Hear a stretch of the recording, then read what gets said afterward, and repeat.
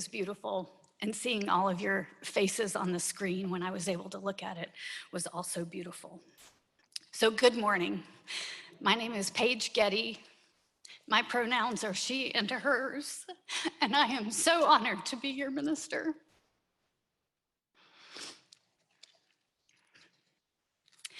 Yesterday, some of us were joking about how some of this morning's worship service was likely to feel like a beautiful disaster, and that would be okay, because here we are together and open-hearted and trying new things. As a colleague said about the recording of their Friday night Vespers service, which was their first online worship test, we're here to do this thing, but not to be perfect. So feel free to skip the first 4 minutes where I couldn't figure out how to make the tech work. I'm glad to know that our tech guys have been working really hard to make things work this morning. And I'm glad you have made it in. I'm sure there are those who are trying or have tried and haven't made it in. So if you know people who need technical assistance, remind them that help@uucolumbia.net is available. And a few notes about how we're going to interact with one another this morning in case you haven't yet figured these things out. You have options in Zoom, especially if you're on a computer, to choose speaker view versus gallery view. If you're in gallery view, you're going to see lots of little pictures, which is what you may want a lot of the time or some of the time. But if you really want to see what's happening in the room or on the slides when we show them, choose speaker view to hold that large window in your screen. There's a participants button, and you click on that if you want to do something like raise your hand using the Zoom interface.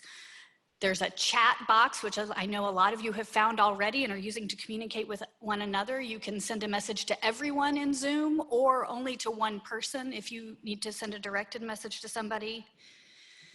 We are going to keep everybody muted most of the time, but not all of the time. So our guys in the booth are going to unmute you at least a couple of times, including when we're singing together. And we hope you will all choose to join in singing together as we worship today. And remember that you may send joys and sorrows to be shared later in the service to joysandsorrows@uucolumbia.net, and we will read those later in the service. I hope I covered everything that might be important for people to know, and I'm not getting any smoke signals from in the room. So let us begin with the lighting of our chalice. And perhaps you have a chalice at home that you would also like to light. If so, I invite you to join me in lighting our chalices now.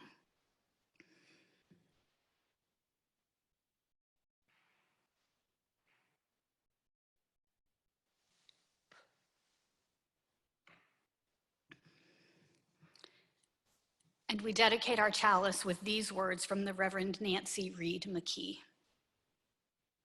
Our community knows no boundaries. We are not confined by the physical limits of walls, or for that matter, of what often binds us, restricts us, holds us back. We are freer than we know when we release ourselves and each other from expectations of what is needed for true community. We are here together in space. I see you. I hear you. I love you. And I light this chalice, a beacon of this community, holding us all together here, now. And now, as I ring the bell, as we always do on Sunday mornings together, let's start by taking a big, deep breath together.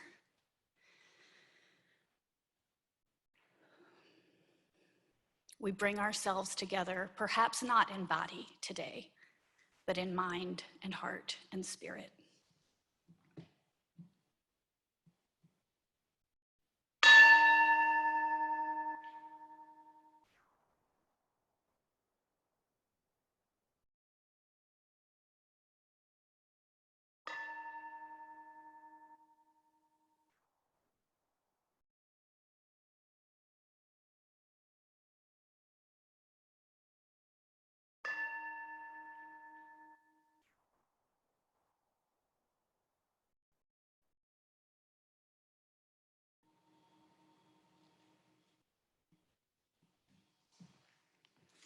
And now I will welcome to the lectern Ken Rock for a welcome from the Board of Trustees.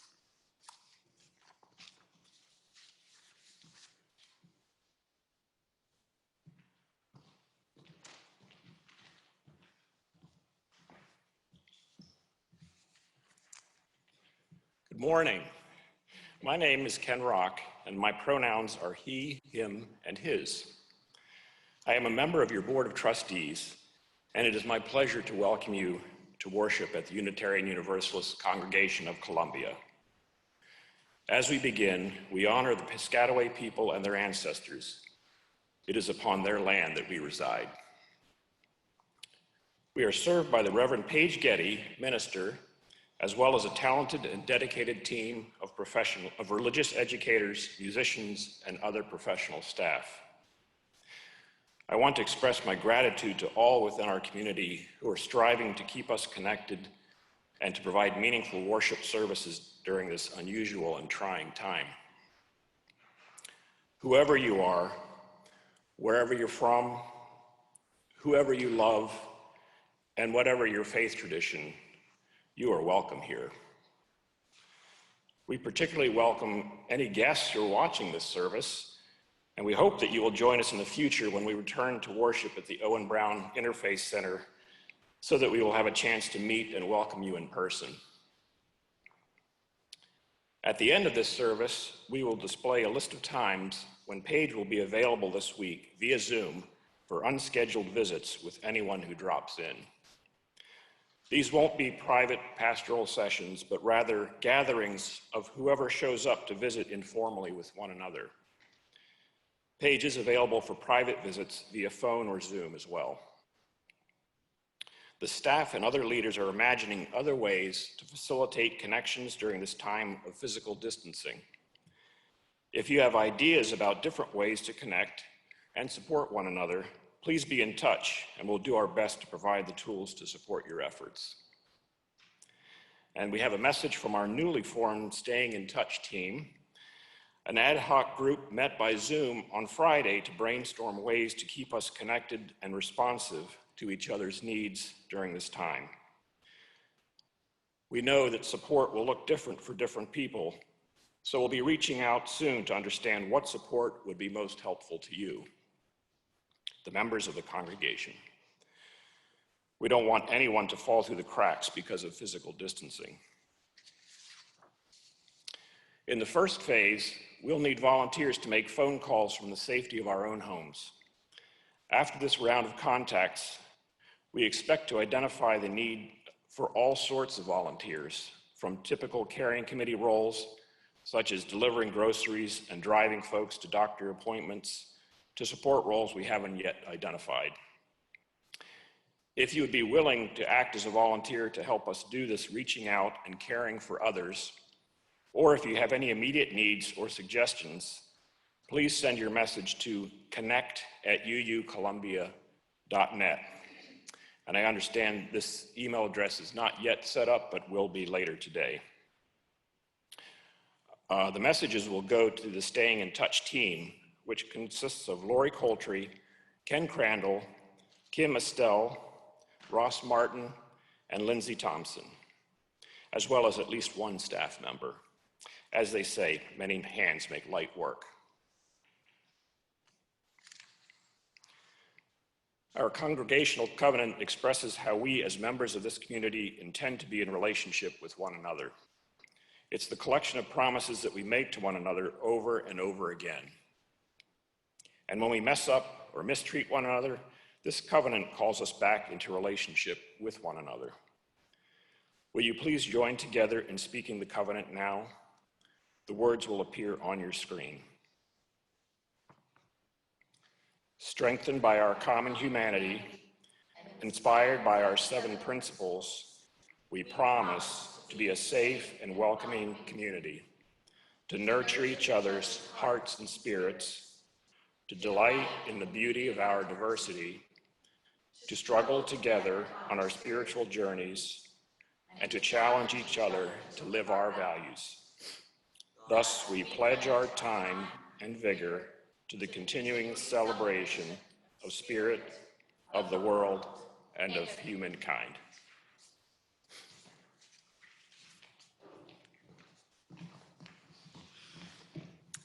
Thank you, Ken.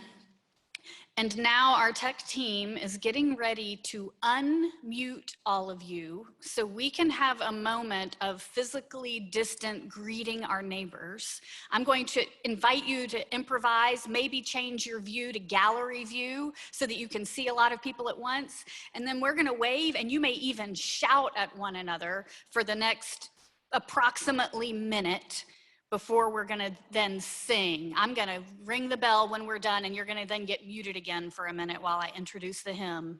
But for now, greet one another. I love the candle. Hello, everybody. Everybody. Everybody. Hello. Good morning. Hi, everybody. Everyone. Hi, Lori. The 21st century. Hello, everyone. Hi, Amy. The whole family, yay! I like face-to-face better. People are on camera. Here, Michael. Hey, this is actually Lori. Hey, Sister Paul. Hey, Okay, you're getting muted for just a moment because we're getting ready to sing. And we're gonna put the words of Spirit of Life on the screen. Michael's going to play, those of us in the room are going to sing, and we really hope that all of you at home will also sing. And this is gonna be wonderful because we need to keep singing together. So lift your spirits and let's sing together, Spirit of Life. Morning,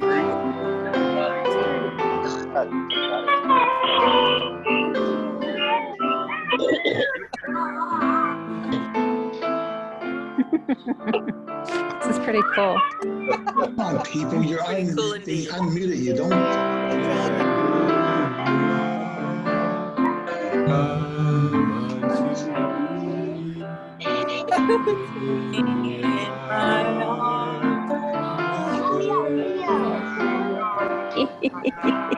I'm at the UUCC.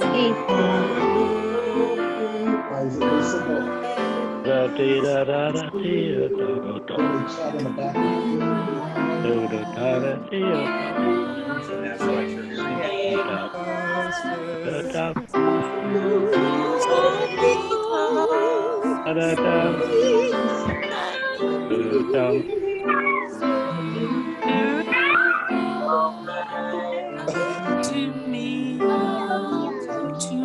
They won't be able to, can only mute me. I can't mute them. Valerie?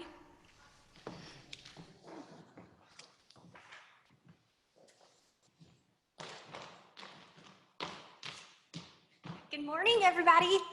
Good morning.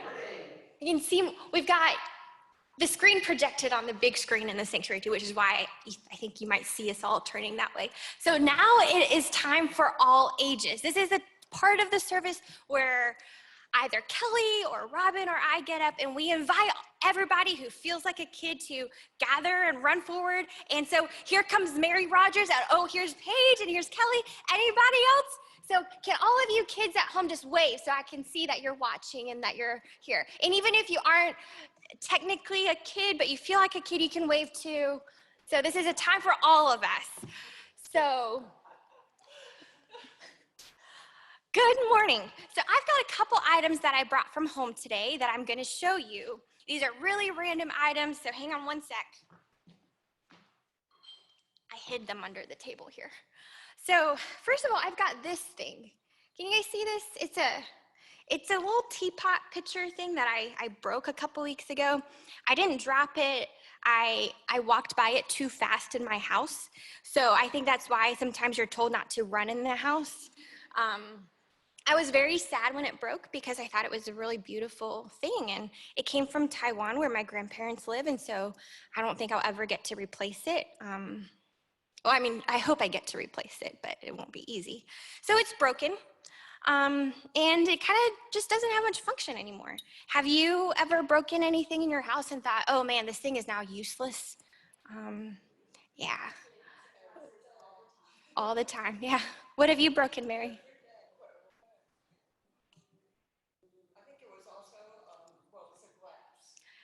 Yeah, when you break a glass, I mean, you can't just put it back together.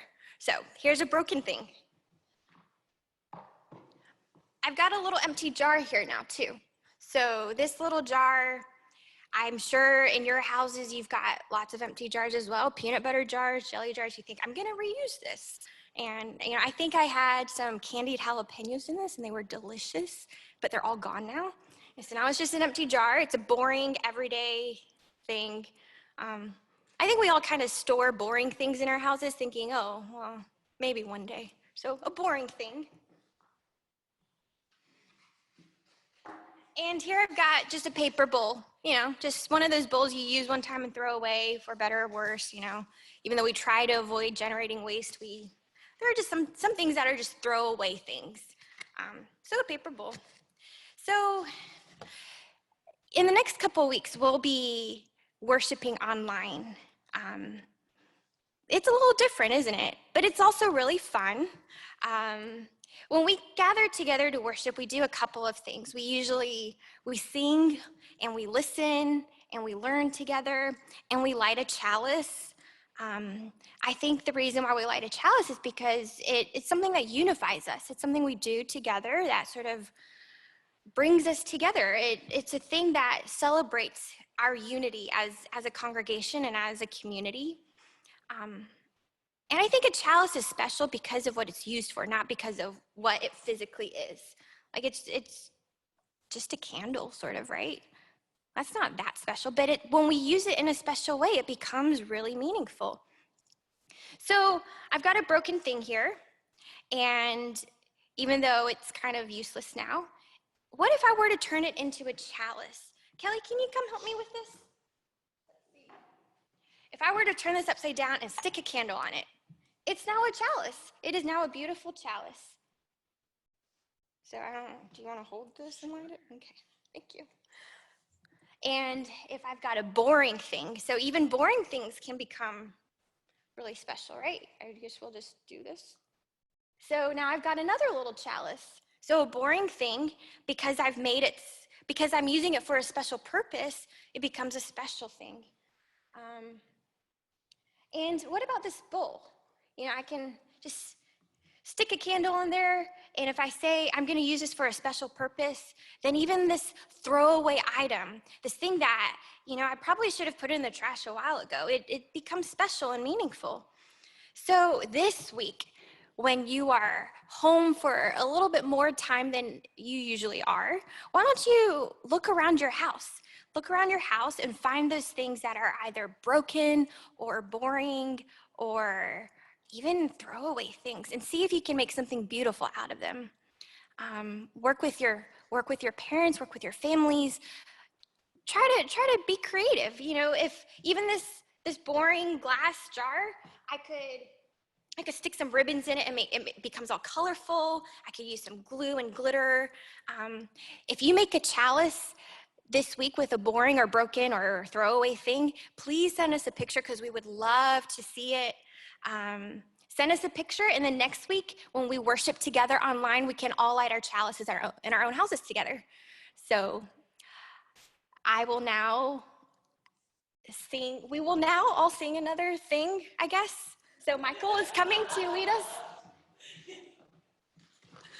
We are going to sing again. This time we're going to sing Love Will Guide Us. And again, the slides on your screen are going to show you the lyrics. So lift those voices.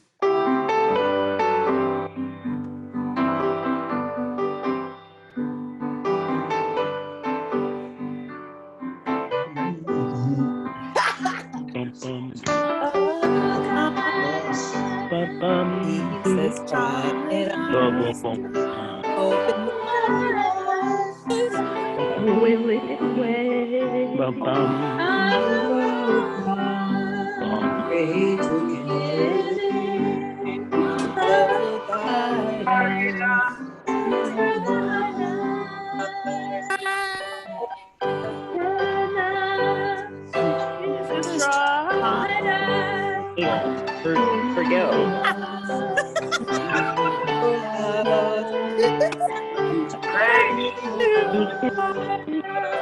be with you.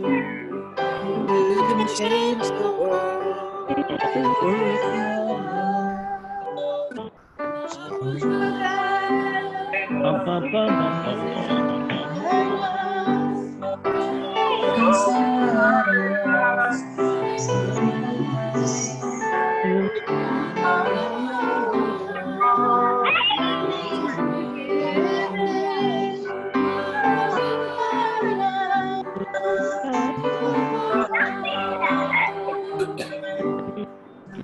See, then they mute everybody. Of being able to hear you sing through the computer. It's amazing. It is very different than being here, but it's beautiful. As you know, we are in the midst of our annual budget drive, and that is not stopping because of the coronavirus, much like everything else in our lives. And so now we're going to hear from Jim Reiser, who is one of the co-chairs of the budget drive, and then a brief testimonial from Dana Soar. Jim?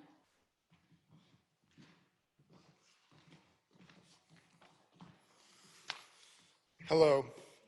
Lisa Schlossnagel and I are leading this year's pledge drive. So far, many households have pledged generously over their pledges last year, which is great. Unfortunately, we are overall behind our pace of last year's pledges. Even with all that is going on, Lisa and I encourage members, new members and friends, to please remember this year's pledge drive. If you have already pledged, thank you so much for contributing to UUCC's growth as an incubator for good. The annual pledge drive is the principal source of funds that allow UUCC to operate. If you haven't yet pledged, please renew your pledge for the 2020-2021 fiscal year beginning in July. You can do that by clicking on the Pledge Now button at the top of the UUCC webpage. Scroll to the bottom of the page, and there you'll find the form to fill out. When renewing your pledge, please consider increasing your current pledge by 5% to help UUCC grow as a force for good in our spiritual lives and the lives of our larger community. For example, if your current pledge is $1,000, consider increasing it to $1,050. We understand that our financial situations may be unsettled during our current national emergency. Please still renew your pledge at your current level or a level you are comfortable with, and consider increasing it during better times ahead.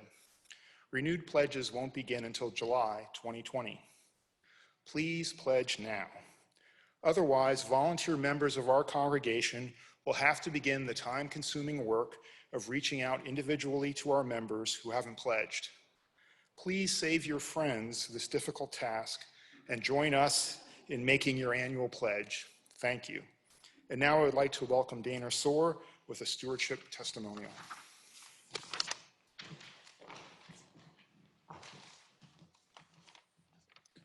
Good morning. We've reached the final 24 hours of the warm welcome shelter, and I want to take this opportunity to thank all of the more than 160 volunteers who have joined together to give our guests such a warm welcome over the past week. In particular, I want to thank Paula Nagy, the shelter's food coordinator, who has worked tirelessly to ensure that our guests are well nourished. Thanks also to Bob Jackson and to Barbara Wright, Scott, and Scotty for managing the breakfasts. Thank you to Sally Ann Cooper, Valerie Nolan, Jenny Fitzpatrick, and Erica and Samantha Keeley for coordinating evening dinners. Thanks also to Phil Webster and Mary Rogers, who have been all over the schedule this week, helping with breakfasts, dinners, driving, and cleaning. Also, a very big thank you to Kevin Mercer, who has batted 1,000 this week. Perfect record as a pinch hitter. He's been filling in wherever we had a volunteer gap. And last, thank you and best wishes to the many seniors who had volunteered, but in the end had to withdraw because of health concerns. I know you would have been here if you could have been. We just want you to stay safe. The past few days, the phrase social distancing has been rattling around in my brain. I'm keenly feeling the impact of not being able to interact directly with my kids and play with my grandchildren. And here today in Sanctuary C, it feels surreal to participate in a worship service where I barely need two hands to count the people who are here in the room. But as people who believe in reason and science, we realize it's the best thing to do. And we know that this will pass. Hopefully the disruptions and loss of life will be minimal. And then our families and our communities will be reconnected.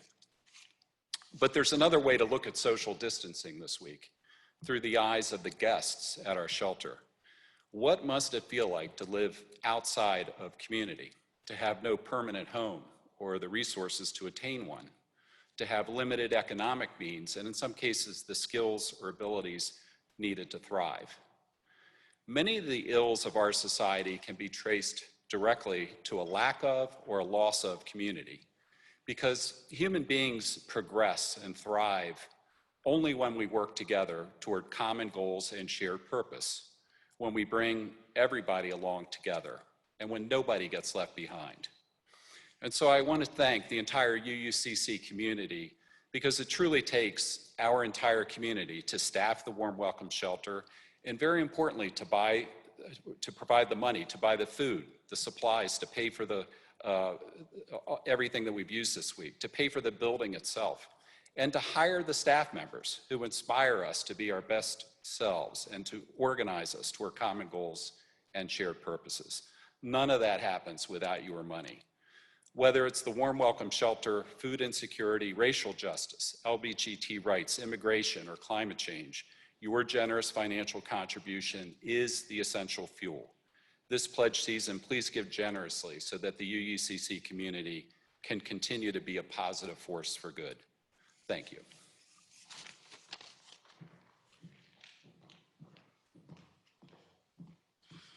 Thank you, Dana. Thank you, Jim and Lisa, for running this year's budget drive. And Michael has prepared an offertory that he is going to play for us now. And of course, we're not going to pass a basket, but you have other ways that you can contribute financially, even from a distance. You can text to give.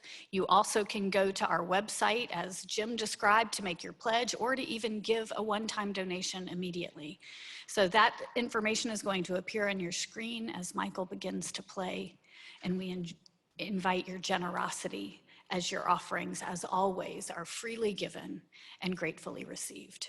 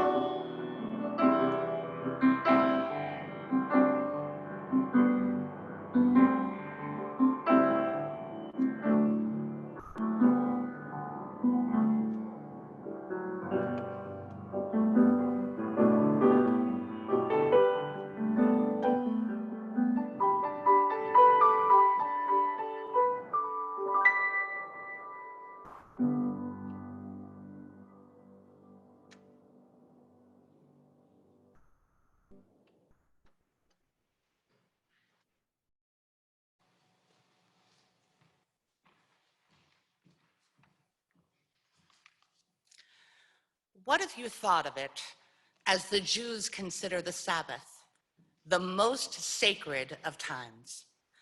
Cease from travel, cease from buying and selling. Give up just for now on trying to make the world different than it is. Sing, pray, touch only those to whom you commit your life. Center down. And when your body has become still, reach out with your heart. Know that we are all connected in ways that are terrifying and beautiful. You could hardly deny it now. Know that our lives are in each other's hands. Surely that has come clear. Do not reach out your hands, reach out your heart. Reach out your words, reach out all the tendrils of compassion that move invisibly where we cannot touch. Promise this world your love, for better or for worse, in sickness and in health, so long as we all shall live.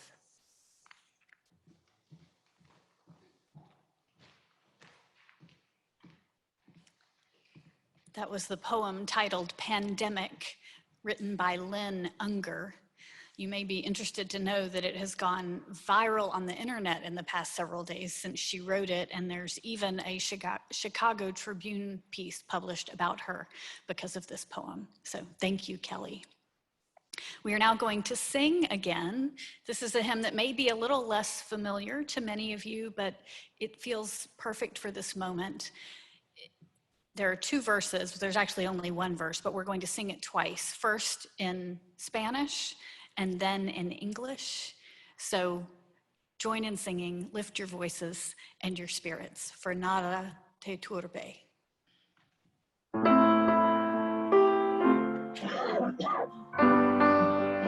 Singing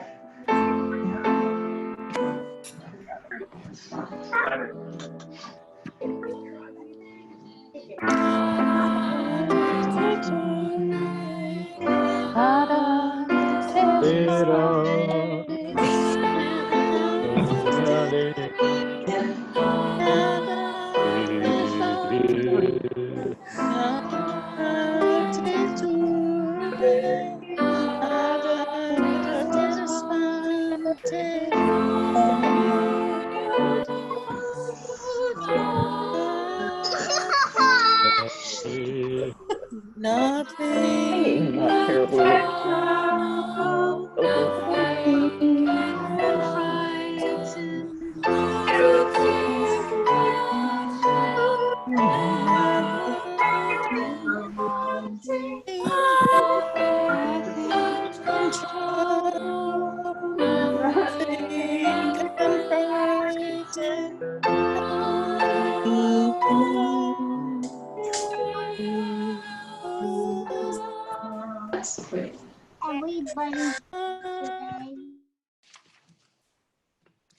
Beautiful singing. Thank you.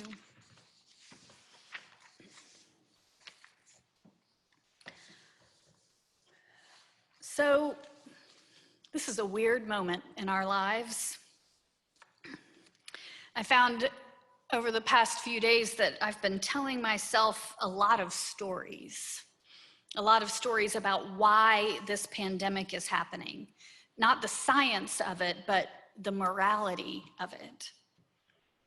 Maybe it's Mother Nature's punishment for or an effort to balance our dreadful impact on the planet. Maybe it's a statement about current elected leadership in our country and around the world. Maybe it's all about me, a specific lesson from the universe to Paige Getty to break me out of my comfortable routine. Of course, I don't actually believe any of those stories, but I do think them. And I'm aware that that's what we humans do. We make up stories to explain extraordinary things. In fact, that's at least one explanation of why religions exist at all. Whether one believes in God or a willful divine force or not, It's humans, it's us who have canonized the stories about life and purpose and meaning to explain the mind-boggling realities in which we live. And whether or not we ever come to any agreement about the moral why of the situations we find ourselves in, I know for certain that this religious community exists for just such moments as this. We exist to make meaning and to strengthen connections and to help us remain oriented in line with our deepest values, even and maybe especially when everything seems to be a royal mess. And this week, I've been buoyed by all the ways that our community is doing what we're here to do, showing up those who felt it was safe to do so to continue serving the warm welcome shelter, as Dana mentioned. Thank you for that. Lowry and Ross and Ken and Kim and Lindsay and others taking initiative to help our members stay in touch with one another, and especially to stay connected with those who are likely to be the most isolated and the most vulnerable in the days and weeks to come. I was touched to learn that one of our children asked if we would still get to sing when we're worshiping like this. She knows that singing together is one of the best ways to connect one person, one heart to another. Thank you for singing together today. I was comforted on Thursday to have the staff sitting around a table for hours, patiently encouraging one another and being creative together, a team. For some of us in this congregation, it's a gift to slow down our pace, to be forced to take a break, to do as poet Lynn Ungar wrote, and give up just for now on trying to make the world different than it is. And some of us feel unhinged without the security of a predictable schedule. We're all social beings to some extent, but for some more than others, it is genuinely terrifying to be isolated. Some will not earn the income that they depend on if they can't leave their homes. Some among us are sincerely afraid that this virus, this disease, is going to kill us or someone we love. All of those feelings and responses are very, very real. I do not presume to know exactly what everyone is feeling or thinking, but the general sentiment among almost everyone with whom I've interacted recently is that this is a strange time, and our usual ways of doing things simply aren't going to work. I do know that some people are energized by chaos and change and new challenges. And then there are others like me who have been forced to face the fact that we like routine and comfort and predictability, and our current situation is challenging to all of those things.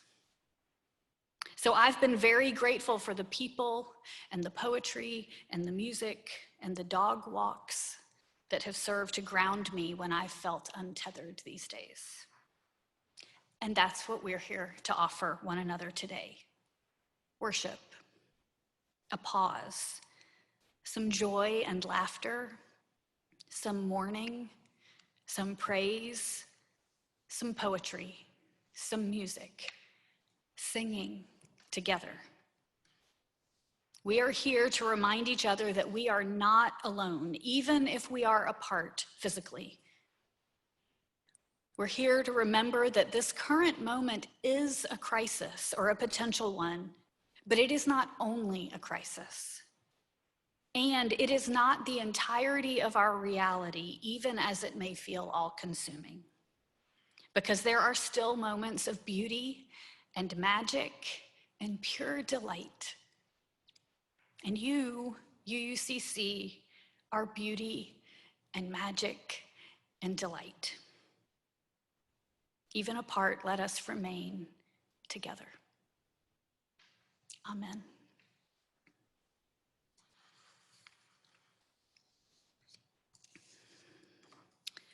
We are now going to share joys and sorrows, and I wonder if Kelly or Valerie would come and place stones in the water as I read the joys and sorrows that have been shared. And I'm really thrilled that a number of you have taken advantage of the ability to share joys and sorrows by sending them to that email address. Some of them came in before the service, and Phil Webster was monitoring that email address during the service so that I could get the ones that you sent after we started. Loving support goes to those who are directly affected by COVID-19 and their families and communities, including one small Unitarian Universalist congregation in a neighboring state where the minister and many members have been directly exposed to someone who's been confirmed as carrying the virus. Prayers and strength and stamina and love for the healthcare workers, including especially those in this congregation who are on the front lines of this effort. Bob Schurter's mother, Anna Schurter, died this week. She died at Bob's house last Monday, March 9th. She was 97 years old, lived in an assisted living facility in New Jersey, and was visiting Bob and Karen for the weekend. She seemed in good health on Saturday and Sunday and died suddenly Monday morning while getting ready to go home. Tom Wing writes, our daughter Elizabeth, Liz Wing, a nurse at the University of Pennsylvania's hospital, has been nominated for the Daisy Award for exceptionally caring nurses. Jen Hayashi writes, I'm grateful for the incredibly thoughtful, wise, creative, courageous, and resilient guidance of Paige, Sean, and our other staff and volunteer leaders throughout this year, and especially with the COVID-19 public health crisis. This is exactly the leadership we need to get through these unsettled times. Thank you, Jen. Andrew Yakaitis celebrates that he got to do one of my 4 Peter Pan shows with all my friends. Regina Varro writes, we are so grateful that Braden has received 3 major scholarships from his first choice college, including 2 that highlight his accomplishments in social justice. We are so proud of him and recognize that one of the reasons he is such an amazing kid is from the loving and supportive community at UUCC he has grown up in. Thank you all. Tim Estelle, thoughts for my brother and his 3 daughters returning from Taiwan today. This was a long-planned trip to revisit friends and childhood memories. May they stay healthy and share only memories. And one final pebble goes into this communal bowl of water for you and those prayers, joys, sorrows that you're holding and that have gone unspoken today. This is for you. Thank you, Kelly. Will you now join me as usual for a time of prayer and some silent reflection together? And then Michael will play a music meditation.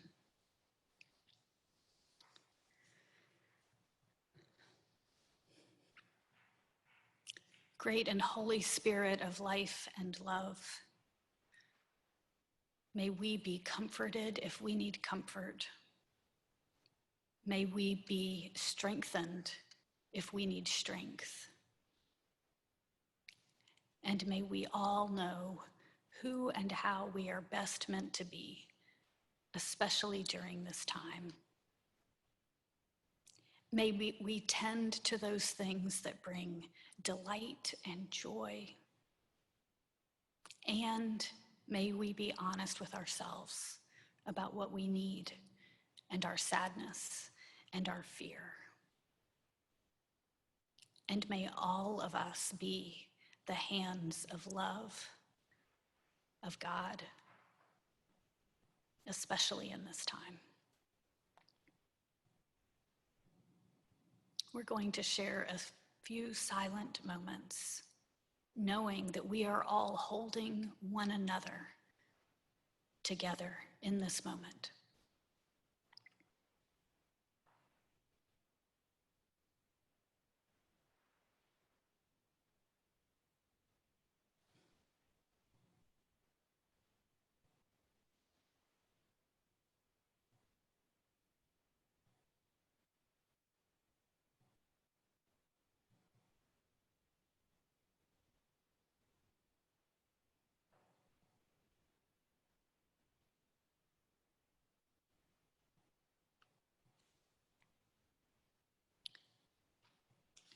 And I close with Blessing When the World is Ending, written by poet Jan Richardson. Look, the world is always ending somewhere. Somewhere the sun has come crashing down. Somewhere it has gone completely dark. Somewhere it has ended with the gun, the knife, the fist. Somewhere it has ended with the slammed door, the shattered hope. Somewhere it has ended with the utter quiet that follows the news from the phone, the television, the hospital room. Somewhere it has ended with a tenderness that will break your heart. But listen, this blessing means to be anything but morose. It has not come to cause despair. It is simply here because there is nothing a blessing is better suited for than an ending. Nothing that cries out more for a blessing than when a world is falling apart. This blessing will not fix you, will not mend you, will not give you false comfort. It will not talk to you about one door opening when another one closes.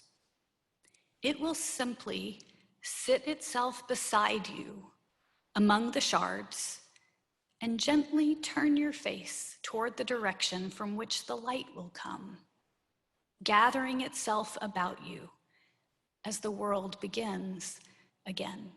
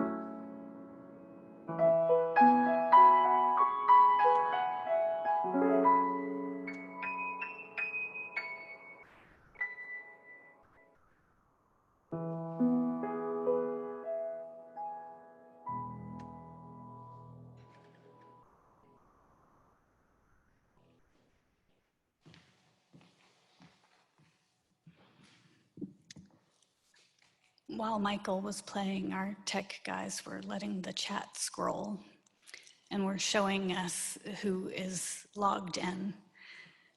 And that was beautiful. And I do have to say, hi, Mom. I'm glad you were able to join us this morning. And also my college friend, Beth. It's great to have you with us.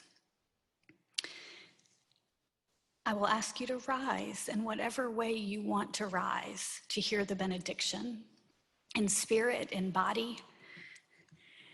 And after the benediction, one last slide is going to appear that reminds you of the ways that we can connect remotely, specifically with me this week, and know that I and your staff and others are accessible in all the ways we always have been remotely, by phone and email and such.